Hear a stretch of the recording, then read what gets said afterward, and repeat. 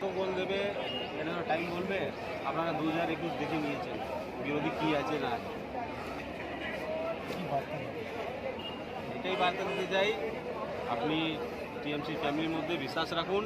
মানুষকে বলবো সব টিএমসি পার্টিকে ভোট দিন আর মমता बनर्जी के 2024 জন্যে প্রস্তুত থাকুন।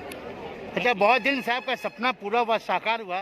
आप बहुत दिन से ये चाह रहे थे कि टीएमसी का टिकट से आप लड़ें, आपको टिकट दिया तृणमूल इस दफा वार्ड 5 से, तो क्या महसूस कर रहे हैं और यहाँ के वोटर को क्या पैगाम देंगे आप? हम अपने आप को सबसे पहले बहुत गर्व महसूस कर रहे हैं क्योंकि टीएमसी पार्टी हमको ये दायित्व के लिए जरूरी समझे हैं और वोटर को यही बोलेंगे कि अपना वोट यहाँ वहाँ मत दीजिए, सही जगह में वोट दीजिए और टीएमसी पार्टी को वोट दीजिए। अच्छा, पहले आपको वार्ड नंबर 1 से दिया गया था, फिर हटा के 5 में दिया गया, वजह क्या? ऐसा कोई इशू नहीं। ऐसा कुछ